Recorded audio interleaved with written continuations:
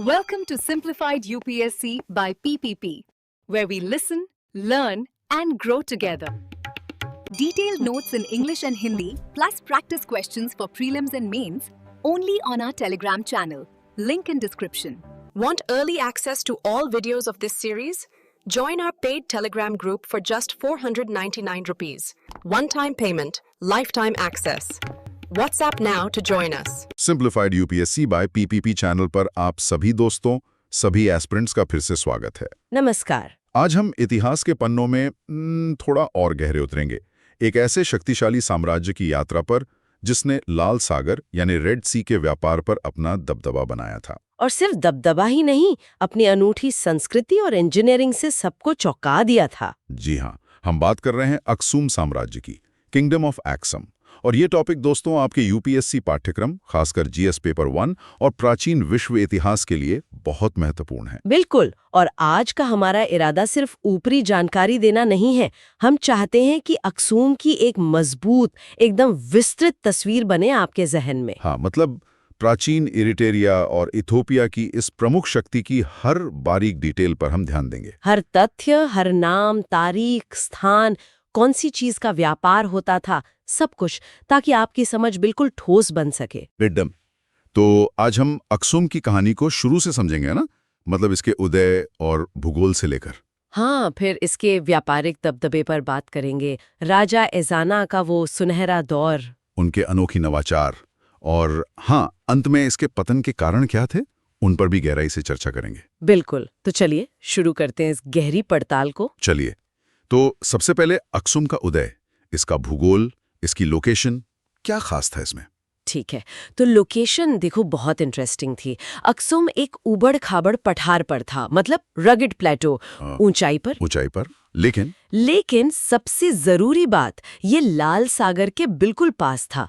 आज के नक्शे पर देखें तो इसमें आधुनिक एरिट्रिया और इथियोपिया के हिस्से आते हैं। अरे वाह, मतलब ऊंचाई से सुरक्षा भी मिल गई और समुद्र तक सीधी पहुंच भी। ये तो कमाल का स्ट्रेटेजिक एडवांटेज हुआ। बिल्कुल, अंदर से महफूज लेकिन बाहर की दुनिया से कनेक्टेड, यही इसका यूनिक कॉम्बिनेशन था। ठीक है, भूगोल समझ आ गया, लेकिन इस साम्राज्य को बनाने वाले लोग कौन थे, कहां से आए, इनकी उत्पत्ति, ओरिजिन क्या था? हाँ, देखो पारंपरिक कहानी जो है वो काफी दिलचस्प है। कहा जाता है कि अरेबियन पेनिनसुला से, मतलब अरब प्रायद्वीप से कुछ कुशल अरब व्यापारी, अरब ट्रेडर्स, वो लाल सागर पार करके आए। अच्छा। और पठार पर जो पहले से लोग रह रहे थे, जो कुशाइट हर्डर्स थे, चरवाहे, उनके साथ उनका अंतर्विवाह हुआ, मतलब इंटरमैरिड हो गए। तो ये तो एक तरह से संस्कृतियों का मिश्रण हो गया, समुद्री व्यापार वाली संस्कृति और स्थानीय देहाती समाज का। एकदम सही। आप सोचो, कुशाइट्स के पास स्थानीय ज्ञान था, संसाधन कहाँ है, जमीन का मैनेजमेंट कैसे करना है। और अरब व्यापारी अपने साथ क्या लाए? वो लाए अंतर्राष्ट्रीय संपर्क, लंबी दूरी के समुद्री व्यापार का ज्ञान, और शायद शुरुआती लेखन प्रणाली भी। तो मतलब शुरू से ही इस कल्चर में लोकल नॉलेज और ग्लोबल ट्रेड का एक बैलेंस था। बिल्कुल। और जैसा अक्सर होता है, अपनी लेजिटिमेसी बढ़ाने के लिए उन्होंने एक शक्तिशाली संस्थापक मिथ, फाउंडिंग मिथ भी गढ़ा। हाँ, वो राजा सोलोमन और शीबा की रानी वाला। वही बहुत प्रसिद्ध मिथक है, किंवदंती है कि अक्सुम के संस्थापक राजा सोलोमन, किंग सोलोमन, और शीबा की रानी क्वीन ऑफ शेबा के पुत्र थे। इसका महत्व क्या था, मतलब इस कहानी का? देखो, इस मिथ ने अक्सुम को सीधे यहूदी धर्म, जुडिज्म, और बाद में ईसाई धर्म, क्रिश्चियनिटी की महान प्राचीन परंपराओं से जोड़ दिया। इससे उन्हें जबरदस्त सिंबॉलिक पावर मिली। वाह, तो जड़ा रणनीतिक, संस्कृति मिलीजुली, और ऊपर से ये दमदार मिथक भी, क्या बात है। अब आते हैं उस इंजन पर जिसने अक्सुम को चलाया, यानी व्यापार। अक्सुम ने अंतरराष्ट्रीय व्यापार पर यह कंट्रोल कैसे जमाया? देखो, व्यापार अक्सुम के लिए सब कुछ था, एवरीथिंग। और वो सिर्फ ट्रेड रूट पर स्थित नहीं थे, उन्होंने प्रमुख मार्गों को कंट्रोल करने के लिए खुद को स्थापित किया। अच्छा, कैसे? पहले जमीनी रास्तों की बात करें। हाँ, पहले लैंड राउट्स की। अक्सुम कारवा मार्गों का एक सेंट्रल हब बन गया। ये मार्ग मिस्र, इजिप्ट और मेरोए जैसे इलाकों को जोड़ते थे। तो इससे वो उत्तर दक्षिण व्यापार को मैनेज कर सकते थे, और टैक्स भी वसूलते होंगे। बिल्कुल, टैक्स भी और पूरा प्रबंधन। लेकिन असली बाजी पलटी समुद्री मार्गों ने, खासकर उनके मुख्य बंदरगाह ने, अडुलिस बंदरगाह। ऑडुलिस, हाँ। ये आज के मसावा के पास था और इसकी लोकेशन अविश्वसनीय रूप से स्ट्रेटेजिक थी। स्ट्रेटेजिक कैसे? क्या खास था लोकेशन में? सोचो, अडुलिस रेड सी के जरिए एक साथ 2 बड़े ट्रेड जोन्स तक पहुंच देता था। पहला भूमध्य सागर, मेडिटेरेनियन, यानी रोम और मिस्र से जुड़ाव। ओके। और दूसरा हिंद महासागर, इंडियन ओशन, यानी पारस, पर्जिया और भारत इंडिया से जुड़ाव। ओह, तो मतलब रोमन वर्ल्ड और इंडियन ओशन वर्ल्ड के बीच आने जाने वाले माल को अक्सर अडुलिस से गुजरना पड़ता था। एग्जैक्टली। अक्सुम इस महत्वपूर्ण बिंदु पर, इस चोक पॉइंट पर बैठा था। के सींग, कछुए के खोल, हाथी दांत, और हाथी दांत बहुत सारा था, पन्ना, एमरल्ड्स और बेशक सोना, गोल्ड। तो पैटर्न ये दिखता है कि ये मुख्य रूप से अफ्रीकन इंटीरियर और तट से मिलने वाला कीमती कच्चा माल और एग्जॉटिक नेचुरल प्रोडक्ट्स थे, हाई वैल्यू आइटम्स। बिल्कुल। और इन सब के बदले में वो आयात क्या करते थे? इंपोर्ट्स। अक्सुम को किन चीजों की जरूरत पड़ती थी? अच्छा सवाल है। इंपोर्ट्स में थे तैयार माल, फिनिश्ड गुड्स और उपयोगी वस्तुएं जैसे कपड़ा, कांच, जैतून का तेल, शराब। हाँ, ये सब मेडिटेरेनियन वर्ल्ड के स्टेबल प्रोडक्ट्स थे। और धातुएं भी। मेटल्स। हाँ, धातुएं भी, पीतल, लोहा, तांबा। ये दिलचस्प है। मतलब उनके पास सोना तो था, लेकिन शायद एडवांस मेटलर्जी या बड़े पैमाने पर कपड़ा उत्पादन नहीं था। सही पकड़ा। इसके लिए वो आयात पर निर्भर थे। ये एक तरह की इकोनॉमिक स्पेशलाइजेशन दिखाता है, या कह लो निर्भरता। कच्चे माल पर उनका कंट्रोल, तैयार माल दूसरों का। और ये ट्रेड होता किनके साथ था? मेन ट्रेडिंग पार्टनर्स कौन थे? देखो, सोर्सेज बताते हैं कि वो सीधे मिस्र, अरब, फारस, भारत और सबसे बड़े खिलाड़ी रोमन साम्राज्य के साथ व्यापार करते थे। यानी प्राचीन अफ्रो यूरेशियन दुनिया के सभी मेजर प्लेयर्स। हाँ, बिल्कुल। और वो सोने के व्यापार का तरीका भी कुछ अनोखा बताया जाता है। कॉस्मॉस का विवरण। हाँ, मिस्र के व्यापारी कॉस्मॉस ने लगभग 550 एडी के आसपास इसका जिक्र किया है।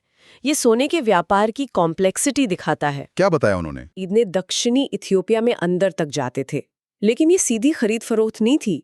ये एक जटिल, मतलब लगभग रिचुअलाइज्ड बार्गेनिंग प्रोसेस थी। रिचुअलाइज्ड बार्गेनिंग क्या मतलब? शायद कुछ मामलों में साइलेंट ट्रेड, मूक व्यापार भी होता था। मतलब सामान रख दिया, सोना रख दिया, बिना बातचीत के। ओह, तो मतलब सिर्फ बंदरगाह पर कंट्रोल नहीं था, बल्कि अंदरूनी इलाकों तक फैली एक sophisticated multi layered supply chain थी। बिल्कुल, जिसके लिए ट्रस्ट, डिप्लोमेसी और लॉजिस्टिक्स तीनों की जरूरत थी। सोर्सिंग से लेकर शिपिंग तक पूरी प्रक्रिया पर उनका नियंत्रण था। चलिए अब अक्सुम के शिखर पर चलते हैं। आर्थिक शक्ति तो स्पष्ट है, जबरदस्त थी, लेकिन फिर आते हैं राजा एजाना, किंग एजाना। लगता है उनके समय में पॉलिटिकल और मिलिट्री पावर एक नए लेवल पर पहुंच गई। ये कब की बात है? सही कहा। अक्सुमाइट शक्ति का शिखर उसका जेनिथ राजा एजाना के शासनकाल को ही माना जाता है। ये था लगभग 325 एडी से 360 एडी तक। और वो सिर्फ व्यापार मैनेज नहीं कर रहे थे, वो एक एम्पायर बिल्डर थे। साम्राज्य निर्माता, मतलब विस्तार कर रहे थे मिलिट्री कॉन्क्वेस्ट के जरिए। हाँ, और काफी स्ट्रेटेजिकली। दिलचस्प बात यह है कि उनकी पहली बड़ी विजय रेड सी के पार हुई, अरेबियन पेनिनसुला के एक हिस्से पर जो आज का यमन है। पहले वहां क्यों? रेड सी के पार कंट्रोल के लिए। सोचो, रेड सी के दोनों किनारों पर कब्जा। इससे उन्हें उस इम्पोर्टेंट मैरिटाइम चोक पॉइंट पर जबरदस्त बढ़त मिल गई। अच्छा, समुद्र पर पकड़ मजबूत करने के बाद फिर उन्होंने अपना ध्यान अंदर की ओर लगाया, अपने पुराने दुश्मन किंगडम ऑफ कुश पर, जिसका केंद्र था मेरोए। कुछ तो तब तो कमजोर हो रहा था ना? हाँ, डिक्लाइन पर था, लेकिन फिर भी एक सिग्निफिकेंट रीजनल पावर था। एजाना ने लगभग 330 एडी के आसपास उनके खिलाफ कैंपेन शुरू किया और 350 एडी में डिसाइसिवली कुशाइट्स को हरा दिया। और सिर्फ हरायामी कहते हैं, मेरुए का तो पूरा विध्वंस कर दिया। बिल्कुल। विजय के बाद उन्होंने कुश की राजधानी मेरोए को जलाकर राख कर दिया, बर्न्ड मेरोए टू द ग्राउंड। ये डोमिनेंस का एक बहुत साफ संदेश था, और हमारे पास इस बारे में एजाना के खुद के शब्द हैं, उनके एक शिलालेख, एक इंस्क्रिप्शन में। हाँ, एजाना इंस्क्रिप्शन, ये तो एक इम्पोर्टेंट प्राइमरी सोर्स है।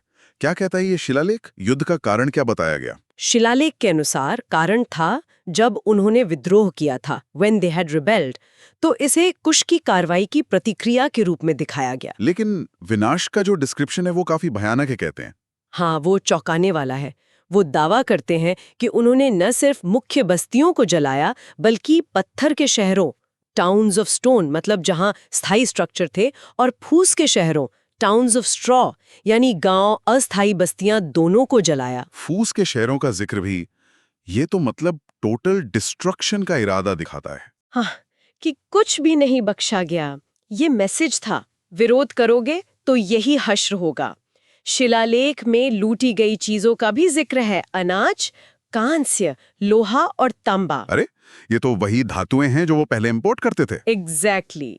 तो ये सिर्फ लूट नहीं थी, ये उनके स्ट्रैटेजिक रिजर्व्स को जब्त करना था और उनके दोबारा खड़े होने की क्षमता को खत्म करना था। बहुत सोची समझी चाल। और कोई धार्मिक पहलू भी था इसमें? हाँ, शिलालेख में साफ लिखा है कि उन्होंने कुछ लोगों के घरों में मूर्तियों को नष्ट कर दिया, और अंत में एक दुखद डिटेल है कि कुछ बचे हुए लोगों ने शायद ये सब देखकर खुद को नदी में फेंक दिया। ये एजाना की मिलिट्री पावर का चरम था, लेकिन इतनी क्रूर सफलता के बावजूद कहा जाता है कि एजाना की सबसे स्थायी उपलब्धि, लॉन्गेस्ट लास्टिंग अचीवमेंट, कुछ और ही थी। बिल्कुल। इस साम्राज्य निर्माण के बीच ही एजाना ने एक ऐतिहासिक फैसला लिया, उनका पर्सनल कन्वर्जन टू क्रिश्चियनिटी, ईसाई धर्म में व्यक्तिगत धर्मांतरण। और सिर्फ व्यक्तिगत नहीं, सिर्फ व्यक्तिगत नहीं, उन्होंने ईसाई धर्म को राज्य का आधिकारिक धर्म, ऑफिशियल रिलीजन बना दिया। इसे उनकी सबसे स्थायी उपलब्धि क्यों माना जाता है, मिलिट्री विक्ट्री से भी ज्यादा? क्योंकि ये पहचान, ये आइडेंटिटी स्वयं साम्राज्य से ज्यादा समय तक चली। पॉलिटिकल बाउंड्रीज बदली, ट्रेड रूट्स बदले, साम्राज्य बने और गिरे, लेकिन इस धर्मांतरण ने अक्सुम को एक खास धार्मिक और सांस्कृतिक फ्रेमवर्क में फिट कर दिया जो सदियों तक कायम रहा। राजनीतिक शक्ति खत्म होने के बाद भी? हाँ, उसके बाद भी इसने एक यूनिफाइंग आइडेंटिटी दी, और बाद में जब साम्राज्य अलग थलग पड़ा और उसका पतन हुआ, तब भी संस्कृति को सरवाइव करने में मदद की। ये आज भी इथियोपिया और एरिट्रिया में एक लिविंग हेरिटेज है। तो सैन्य और आर्थिक शक्ति के साथ एक मजबूत सांस्कृतिक पहचान भी स्थापित हुई। अब जरा अक्सुम के इनोवेशंस और उनकी जीनियलिटी पर नजर डालते हैं। इतने बड़े साम्राज्य को चलाने के लिए सिस्टम्स तो चाहिए होंगे। क्या उनके पास अपनी लिपि थी, रिटन लैंग्वेज? हाँ, बिल्कुल। अक्सुमाइट्स की अपनी लिखित भाषा थी जिसे गीज कहा जाता है, और ये प्राचीन अफ्रीका की कुछ गिनी चुनी लिखित भाषाओं में से एक थी। ये उनके सोफिस्टिकेशन का एक बड़ा सबूत है। गीज। और प्रैक्टिकली इस लिपि ने क्या मुमकिन बनाया, क्या काम आती थी? अरे बहुत कुछ। कॉम्प्लेक्स ट्रेड कॉन्ट्रैक्ट्स लिखना, शाही फरमान, रॉयल डिक्रीज जारी करना जैसे अजाना का शिलालेख, रिकॉर्ड रखना, टैक्स कलेक्शन, और हाँ, धर्मांतरण के बाद धार्मिक ग्रंथों का अनुवाद करना। तो ये समझिए कि साम्राज्य को चलाने का सॉफ्टवेयर था। हाँ, कह सकते हैं, ऑपरेटिंग सिस्टम। अब वापस उस ज्योग्राफिकल चैलेंज पर आते हैं, वो उबड़-खाबड़ पठार। इतनी बड़ी आबादी का पेट कैसे भरते थे वो लोग? जमीन तो कम रही होगी खेती लायक। ये वाकई एक बड़ी चुनौती थी। सीमित समतल कृषि योग्य भूमि। उनका समाधान इंजीनियरिंग का एक अद्भुत नमूना था, टेरेस फार्मिंग। टेरेस फार्मिंग मतलब सीढ़ीदार खेती, जैसे भारत में हिमालयी क्षेत्रों में देखते हैं हम। बिल्कुल वैसा है। उन्होंने पहाड़ों की ढलानों पर सीढ़ीदार मेड़े बनाए, स्टेप लाइक रिजेस। सचमुच पहाड़ियों को काटकर खेत बना दिए। इसका मकसद क्या था? मकसद था जो जमीन वरना बेकार थी, उस पर एग्रीकल्चरल प्रोडक्टिविटी को ड्रामेटिकली बढ़ाना। इसी इंजीनियरिंग और ऑर्गेनाइजेशन की वजह से वो उस मुश्किल माहौल में एक बड़ी आबादी को सपोर्ट कर पाए। अद्भुत। और यही इंजीनियरिंग स्किल उनके कंस्ट्रक्शन में भी झलकता होगा। उनकी वास्तुकला, आर्किटेक्चर कैसी थी? वो एक टिकाऊ पत्थर की वास्तुकला, स्टोन आर्किटेक्चर पसंद करते थे, जो परमानेंस, पावर और रिसोर्सेज का प्रतीक है। और सबसे फेमस एग्जाम्पल है स्टिले। स्टिले ये क्या होते थे? अविश्वसनीय रूप से ऊंचे स्तंभ जैसे स्मारक, टॉल पिलर लाइक मॉन्यूमेंट्स। किस लिए बनाए जाते थे ये? शायद ये एलीट वर्ग की कब्रों के निशान थे, मार्कर्स फॉर एलीट टूम्स, या फिर शाही शक्ति का प्रदर्शन, असर्शंस ऑफ रॉयल पावर। कुछ तो ग्रेनाइट के एक ही टुकड़े से तराशे गए विशाल मोनोलिथ्स है। एक ही पत्थर से इतना बड़ा? हाँ, इन्हें तराशने, लाने और खड़ा करने के लिए जबरदस्त संसाधन, कौशल और सेंट्रलाइज्ड ऑर्गेनाइजेशन की जरूरत थी। टेरेस फार्मिंग की तरह ये स्टेले भी अक्सुम की शक्ति और धन का एक बहुत विजिबल सिंबल है। पत्थर के स्तंभ आसमान छूते हुए और नीचे पत्थर के टेरेस पर उगाई गई फसलों से पोषित होते लोग, वाकई एक पावरफुल इमेज बनती है। लेकिन हर साम्राज्य का पतन होता है। अक्सुम के पतन की शुरुआत कैसे हुई? क्या बाहरी कारक थे, एक्सटर्नल फैक्टर्स? हाँ, बाहरी बदलाव बहुत बड़ा था। लगभग 632 एडी और 750 एडी के बीच उत्तरी अफ्रीका और मध्य पूर्व में तेजी से इस्लामिक एक्सपेंशन हुआ। हाँ, वो दौर तो इतिहास बदलने वाला था। बिल्कुल, नई शक्तियों ने जियोपॉलिटिकल लैंडस्केप और ट्रेड नेटवर्क्स को पूरी तरह बदल दिया और अंततः अक्सुम के लिए सीधा खतरा पैदा हो गया। लेकिन एक दिलचस्प बात है, कहते हैं उन पर तुरंत हमला नहीं हुआ था, कोई वजह थी। सही कहा, शुरू में अक्सुम सीधे आक्रमण से बचा रहा। इसका कारण हिस्टोरिकल था। अक्सुम ने इस्लाम की शुरुआत में मुश्किल दौर में पैगंबर मोहम्मद के परिवार और कुछ शुरुआती अनुयायियों को शरण दी थी, प्रोटेक्शन दिया था। हाँ। अच्छा, तो शायद इसी वजह से उन्हें कुछ समय के लिए एक तरह की डिप्लोमेटिक इम्यूनिटी मिली। हाँ, शायद ऐसा ही था, लेकिन ये सुरक्षा हमेशा नहीं रही। कब बदली स्थिति? जब इस्लामिक कैलिफेट्स ने अपनी नौसैनिक शक्ति, नेवल पावर मजबूत की, तब आक्रमणकारियों ने अफ्रीकी तट पर फुटहोल्ड बनाना शुरू कर दिया और अंतिम झटका था लगभग 710 एडी के आसपास। क्या हुआ 710 एडी में? उनके मुख्य बंदरगाह अडुलिस का विनाश। Destruction of अडुलिस। अडुलिस का विनाश, ये तो उनके ट्रेड एम्पायर के लिए मौत का फरमान रहा होगा। बिल्कुल। अडुलिस के छिन जाने से अक्सुम प्रमुख समुद्री मार्गों, रेड सी और इंडियन ओशन से तुरंत कट गया। तो फिर एक इंटरनेशनल ट्रेडिंग पावर के रूप में उनका पतन बहुत तेजी से हुआ। धन का प्रवाह रुक गया। ये सिर्फ इकोनॉमिक शॉक नहीं था, इस अलगाव ने उनके पूरे एनवायरनमेंट और शायद स्पिरिचुअल लाइफ को भी खतरे में डाल दिया। तो तट असुरक्षित, व्यापार ठप। अक्सुमाइट शासकों ने क्या किया? हाथ पर हाथ धरे बैठे रहे? नहीं, उन्होंने एक स्ट्रेटेजिक रिट्रीट किया, एक रणनीतिक वापसी। कहाँ गए? अपनी राजधानी को कमजोर तटीय क्षेत्र से हटाकर पहाड़ों के पार अंदरूनी उच्च भूमि, इंटीरियर हाईलैंड्स में ले गए, जो आज का उत्तरी इथियोपिया, नॉर्दर्न इथियोपिया है। उन्होंने ग्लोबल एंगेजमेंट के बदले पहाड़ों में फिजिकल सिक्योरिटी चुनी। इस कदम ने राज्य को तो बचा लिया होगा शायद, लेकिन क्या इस अलगाव, इस आइसोलेशन ने आंतरिक समस्याओं को नहीं बढ़ाया? निश्चित रूप से। पतन सिर्फ बाहरी हमलों का नतीजा नहीं था।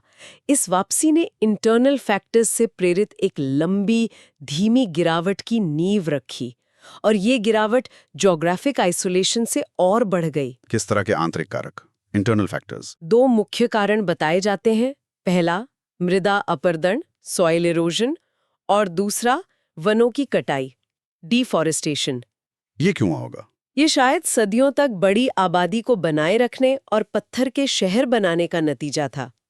ईंधन और निर्माण के लिए जंगलों की कटाई हुई होगी, और गहन टेरेस फार्मिंग से मिट्टी का कटाव बढ़ा होगा, खासकर तब जब धन की कमी के कारण रखरखाव में कमी आई हो। और अलगाव का मतलब था कि वे आसानी से संसाधन, खाना, लकड़ी, धातु के औजार इंपोर्ट भी नहीं कर सकते थे। बिल्कुल, वे नए विचारों और बाजारों से भी कट गए।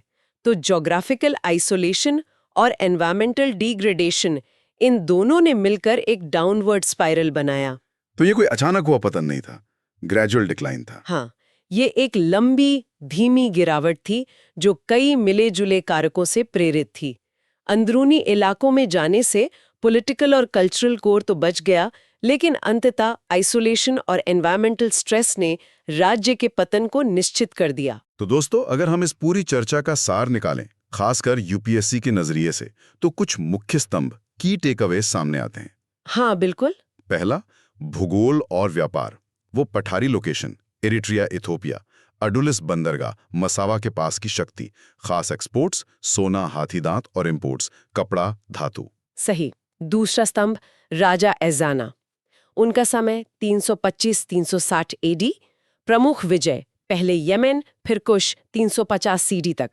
और वो एजाना इंस्क्रिप्शन की डिटेल्स जो उनकी सोच और तरीके बताते हैं। हाँ, जैसे विद्रोह का औचित्य, पत्थर फूस के शहर जलाना, स्ट्रेटेजिक लूट, मूर्तियां नष्ट करना। तीसरा, उनके इनोवेशंस, गेज लिपि, वो महत्वपूर्ण लिखित भाषा, और टेरेस फार्मिंग, आबादी को खिलाने वाली इंजीनियरिंग, और वो स्टीलें भी, शक्ति के प्रतीक। और चौथा, पतन। बाहरी दबाव, इस्लामिक एक्सपेंशन, अडोलिस का विनाश 710 एडी, जिसके कारण हुई आंतरिक वापसी, राजधानी का उत्तरी इथोपिया जाना। हाँ, और फिर internal problems, geographic isolation, soil halogen, deforestation हावी हो गई, जिससे धीमी गिरावट आई। बिल्कुल, ये 4 जुड़े हुए हिस्से आपको अक्सुम को समझने का एक ठोस फ्रेमवर्क देते हैं। और इस सब उतार चढ़ाव के बीच, जैसा आपने पहले बताया, इजाना का ईसाई धर्म अपनाना सबसे स्थायी चीज साबित हुई। हाँ, और ये एक दिलचस्प विरोधाभास, एक पैराडॉक्स सामने लाता है। अक्सुम की इकोनॉमिक पावर जो अडुलिस बंदरगाह से जुड़ी थी, वो बाहरी झटके के सामने वल्नरेबल साबित हुई। समुद्री मार्ग होते ही अपेक्षाकृत जल्दी खत्म हो गई, 710 एडी तक। लेकिन उनकी कोर आइडेंटिटी ईसाई धर्म, जो शायद गीज ग्रंथों में संरक्षित रही, वो बच गई। क्यों? क्योंकि वे पहाड़ों में आइसोलेशन में पीछे हट गए। सही, तट पर दौलत खत्म हो गई, लेकिन पहचान ने अंदरूनी इलाकों में शरण ली, कल्चरल सर्वाइवल हुआ। जो हमें आज के अंतिम विचार की ओर ले जाता है, हमारे सभी सुनने वालों के लिए। हाँ, सोचने वाली बात है। अक्सुम की कहानी हमें कैसे दिखाती है कि भूगोल सिर्फ आर्थिक अवसर ही नहीं बनाता, जैसे एक महान बंदरगाह, बल्कि एक कल्चरल सर्वाइवल को भी शेप करता है। ये सोचने पर मजबूर करता है, जब व्यापार मर जाता है और अलगाव हावी हो जाता है, तो वो कौन से कल्चरल एंकर्स होते हैं, कौन सी सांस्कृतिक जड़ें होती हैं जो इतनी मजबूत होती हैं कि सदियों तक टिके रहें। विचार करने लायक सवाल है। बिल्कुल। अक्सुम पर इस विस्तृत चर्चा में शामिल होने के लिए धन्यवाद दोस्तों। हमें उम्मीद है कि इस गहरी पड़ताल ने आपकी समझ को और मजबूत किया होगा। अगली बार तक दोस्तों कमेंट्स में जरूर बताएं कि राजा एजाना की कौन सी उपलब्धि आपको सबसे प्रभावशाली लगी, उनकी सैन्य विजय या उनका ईसाई धर्म अपनाना। अगर ये वीडियो पसंद आए तो लाइक करें, अपने दोस्तों के साथ शेयर करें, और हाँ, simplified UPSC by PPP channel को सब्सक्राइब करना ना भूलें। धन्यवाद। Thanks for watching. Follow us on Telegram and Instagram. Don't forget to like, share, and subscribe.